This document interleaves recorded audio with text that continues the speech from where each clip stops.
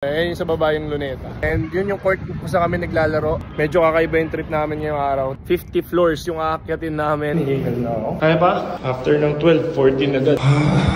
Nakakabaliw to. Buti na lang di siya sumama. Kung di niya kakakayanin. Patayan pala yun.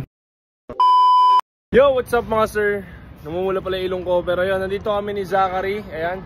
Sa tuktok ng building, ng condo na tinutuluyan namin ngayon. Ayan yung Manila Bay. Pakita ko sa inyo. Ayan sa baba yung Luneta. And yun yung court kung saan kami naglalaro. Saka yun yung swimming pool. Medyo kakaiba yung trip namin ngayong araw. Diba Zach? And ito yung trip namin. Bababa kami sa pinakababang floor. And maghahagdan kami pabalik dito. Are you crazy? Ayos ba yun? So bago kami bumaba, mag-warm up muna kami. Kailangan natin mag-warm up kasi 50 floors yung aakyatin namin. Hindi ko alam kung matatapos ko or kung kakayanin ng tuhod ko. Pero kapag hindi kinain ng tuhod ko sumakit, hindi ko na siya pipiliting tapusin. Okay din to, double purpose. Workout na ng legs, tapos makakapag-cardio rin tayo, makakapag-burn tayo ng maraming calories.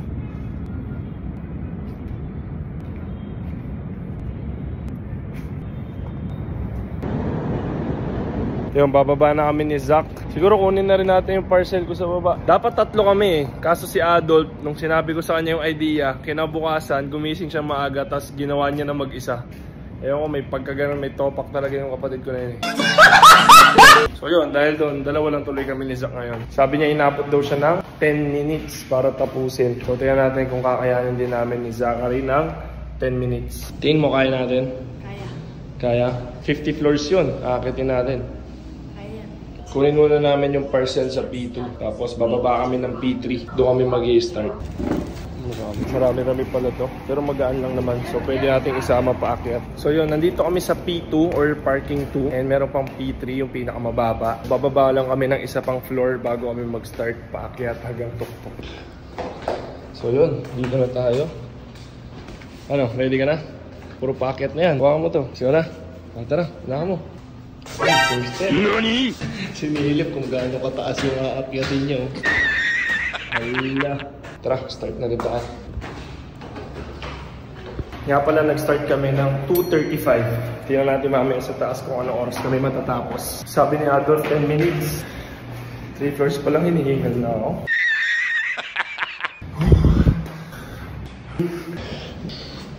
Kumusta? Kaya pa? After ng 12, 14 agad. So walang 13. Wala pa tayo sa kalahati ah.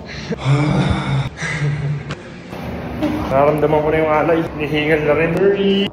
Feeling ko kung walang number yung mga floors, nakakabaliw to. Parang hindi nababawasan yung hagdan. Itong walk trip. Walk trip malala. Si Ayla sana niyayaya ako. Solohin ko daw yung trip ko. Buti na lang di siya sumama. Kung hindi niya kakakayanin. Let's go.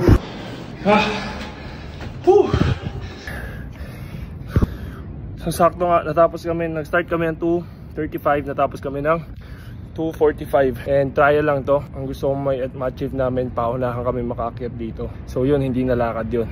Pwede nang takbuhin yung hagdan. Papaunahan tayo nila kay Cholo mo. Nung nalaman ko na ginawa na ni Adolf, tapos sabi niya 10 minutes, naisip ko na doable naman. So nung kami na yung magta-try, naisip ko pa magkabit ng ankle weights. Ngayon, na-try namin. Buti na lang pala di ko ginawa. Patayan pala yun. Pero still doable, di ba? Kaya naman, di ba? Tingin mo, pag may ankle weights, kaya pa rin? Baka. Doable naman, doable. Pero di ko alam kung kailan namin siya uulitin. Plano ko pa naman sana siya gawin araw-araw para yun na yung workout ko. Calorie burning, para mapag-foundation ako uli, mabuwasan yung taba ko sa tiyan. Ayan, maalugo. So yun, hanggang doon lang muna siguro uli. Again, I am Edward Zeller. Ito yung kapatid ko, si Zachary, the 5th. Yung nauna sa amin umakyat, si 4th. We're the Zeller Brothers. Kita-kits till next video. Like and follow for more. Maraming salamat sa pagsama. And God bless mga sir.